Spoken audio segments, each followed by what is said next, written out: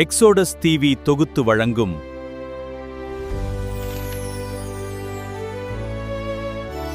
அருளுரை துளிகள். அன்பான சகோதர சகோதரிகளே, இயேசு கிறிஸ்துவின் இனிய நாமத்தில் எக்ஸோடஸ் டிவியின் அருளுரை துளிகள் நிகழ்ச்சிக்கு உங்களை அன்புடன் வரவேற்கிறோம்.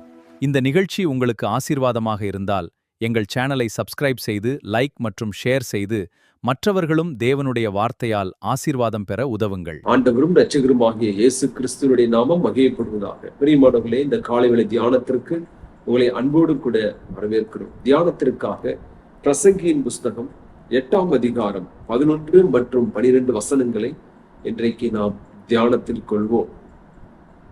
துர்க்கிரியைகளுக்கு தக்க தண்டனை சீக்கிரமாய் நடவாதபடியால் மனுபுத்திரரின் இருதயம் பொல்லாப்பு செய்ய அவர்களுக்குள்ளே துணிகரம் கொண்டிருக்கிறது. பாவி 100 தரம் பொல்லாப்பு செய்து நீடித்து வாழ்ந்தாலும் என்ன, தேவனுக்கு அஞ்சி அவருக்கு முன்பாக பயந்திருப்பவர்களே நன்றாய் இருப்பார்கள் என்று அறிந்திருக்கிறேன். இந்த பிரசங்கி சாலமோன் அரசனாலே எழுதப்பட்ட ஒரு புஸ்தகமாக இருக்கிறது. சாலமோன் ஞானி இந்த பூமியில பல விஷயங்களை குறித்து அவர் எழுதியிருக்கிறார். அதிலே ஒரு காரியத்தை இந்த இடத்திலே நாம் படிக்க கேட்டோம். உலகத்திலே 2 வகையான கூட்ட ஜனங்கள் இருக்கிறதாக இங்கே சாலமோன் ஞானி குறிப்பிடுகிறார்.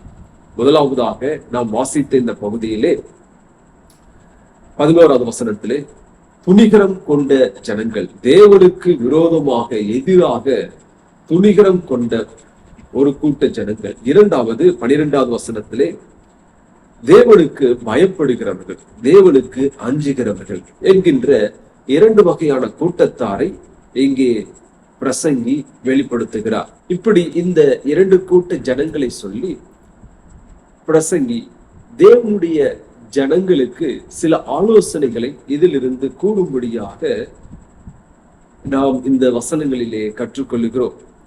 முதலாவதாக, தேவனுடைய ஜனங்கள் துணிகரம் இருதயம் இல்லாதவர்களாக இருக்க வேண்டும் என்பதை இந்த பகுதியிலிருந்து பிரசங்கி குறிப்பிடுகிறார்.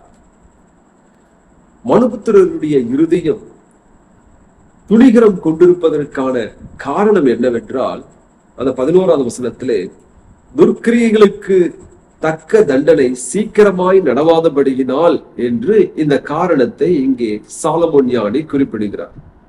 பிரியமானவர்களே, இன்றைக்கு நாம் இந்த உலகத்திலே பார்க்கும் பொழுது அநேக சமயத்திலே நம்முடைய சிந்தனையிலே அல்லது நாம் பேச்சு வழக்கிலே சொல்வதுண்டு, பாரு எவ்வளவு அக்கிரமம் செய்யறான் ஆனா அவன் நல்லா இருக்கிறான், எவ்வளவு கொள்ளையடிக்கிறான் ஆனா அவன் நல்லா இருக்கிறான் என்றெல்லாம் நாம் சொல்வதுண்டு. தேவனுடைய வார்த்தையும் அதையேதான் சொல்லுகிறது. இங்கே துர்க்கிரியைகளுக்கு தக்க தண்டனை சீக்கிரமாய் நடவாதபடியினாலே மனுபுத்திரருடைய இருதயம் பொல்லாப்பு செய்ய அவர்களுக்குள் துணிகரம் கொண்டிருக்கிறது.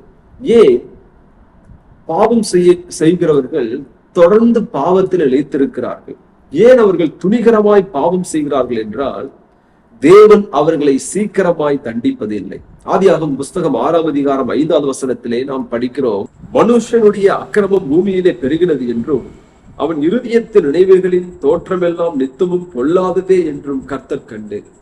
பூமியில் உள்ள மனிதனுடைய இருதயம் எவ்வளவு சீர்கெட்டு இருக்கிறது என்பதை கர்த்தர் பார்த்தார்.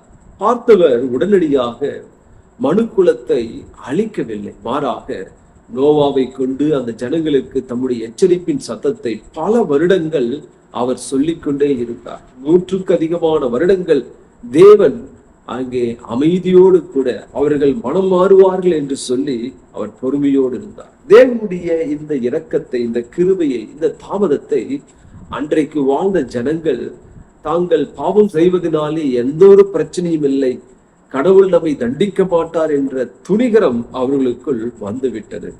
ஆகவேதான் இங்கே சாலமோன் ஞானி என்ன சொல்லுகிறார் என்றால், இப்படிப்பட்ட இந்த செயலானது ஒரு விசுவாசியை எந்த விதத்திலும் பாதிக்காத வண்ணம் ஜாக்கிரதையோடு இருக்க வேண்டும் என்று இங்கே சொல்லுகிறார். இந்த ஒரு நிகழ்வானது நம்முடைய இருதயத்தை எந்த விதத்திலும் பாதிக்க கூடாது. பிரியமானவர்களே, என்ன பாதிக்க கூடாது அப்படின்றால், ரோமர் 6ஆம் அதிகாரம் 1வது வசனத்திலே நாம் இவ்விதம் படிக்கிறோம், ஆகையால் என்ன சொல்லுவோம், கிருபை பெருகும்படிக்கு பாவத்திலே நிலை நிற்கலாம் என்று சொல்வோமோ? கூடாதே. இங்கே அப்போஸ்தலனாகிய பவுல் விசுவாசிகளை பார்த்து சொல்லுகிறார், தேவ கிருபையை பெற்ற நாம், கிருபை எனக்கு அதிகமாக இருக்கிறபடியினாலே நான் பாவத்தை அதிகமாக செய்யலாமா, பாவத்திலே நிலைத்திருக்கலாமா என்ற ஒரு கேள்வியை நமக்கு முன்வைக்கிறார். நாம் பாவத்திற்கு மரித்த நாம் இனி அதிலே எப்படி பிழைப்போம்? பிரியமானவர்களே, நாம் ஒருபொழுதும் தேவ கிருபையை அவமாக்கி விடக்கூடாது. தேவன் நாம் செய்கிற தவறுக்கு உடனடியாக அவர் தண்டிக்காததினாலே நாம் பாவத்தை இன்னும் அதிகமாக செய்வதற்கு நமக்குள் துணிகரம் ஒருபொழுதும் வந்துவிடக் கூடாது என்பதை இந்த பகுதியானது நமக்கு சுட்டி காட்டுகிறது. மேலும் நாம் பார்க்கும் பொழுது பிரசங்கி 8ஆம் அதிகாரம் 12வது வசனத்திலே, பாவி 100 தரம் பொல்லாப்பு செய்து நீடித்து வாழ்ந்தாலும் என்ன, அவர்கள் எப்படி வேண்டுமென்றாலும் வாழ்ந்து கொள்ளட்டும் என்று இங்கே பிரசங்கி குறிப்பிடுகிறார். மேலும் பிரசங்கி 6ஆம் அதிகாரம் 6வது வசனத்திலே, அவன் 2000 வருஷம் பிழைத்திருந்தாலும் என்று இங்க சொல்லுகிறார். அப்ப இந்த துன்மார்க்கமாய் வாழக்கூடியவர்கள் எத்தனை வருடமாவது அங்கே வாழ்ந்து போகட்டும், ஆனால் தேவனுடைய ஜனங்கள் இவர்களை பார்த்து அங்கே தடுமாறி விடக்கூடாது, தவறான முடிவுகளை எடுத்து விடக்கூடாது. பாவம் செய்வதனால எந்த ஒரு தண்டனையும் கர்த்தர் தருவதில்லையே, இவ்வளவு வருஷம் வாழ்றாங்களே, எல்லாம் நல்லாதாக இருக்குதே என்று நாம் நினைத்து விடக்கூடாது. பிரியமானவர்களே, மாறாக பிரசங்கி அடுத்த ஆலோசனையை தேவ ஜனங்களுக்கு கொடுக்கிறார். 8ஆம் அதிகாரம் 12வது வசனத்துல, தேவனுக்கு அஞ்சி அவருக்கு முன்பாக பயந்திருப்பவர்களே நன்றாயிருப்பார்கள் என்று அறிந்திருக்கிறேன். முடித்திருங்களா? இங்க 2000 வருஷம் வாழ்ந்தாலும் 100 தரம் பொல்லாப்பு செய்தாலும் அங்கே ஒரு நன்மையும் அவர்கள் காண்பதில்லை. ஆனால் யார் ஒருவர் தேவனுக்கு அஞ்சி அவருக்கு முன்பதாக பயந்து வாழ்கிறார்களோ அவர்கள் நன்றாய் இருப்பார்கள் என்று சொல்லி பிரசங்கி இங்கே குறிப்பிடுகிறார்.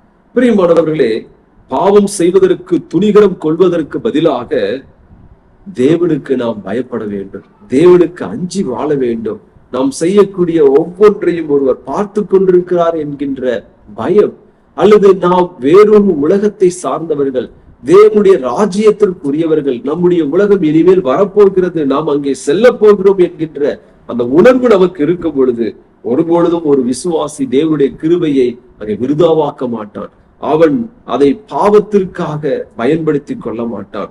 வெளிப்படுத்தின விசேஷம் 22ஆம் அதிகாரம் 11, 12 வசனங்களிலே நாம் படிக்கிறோம்.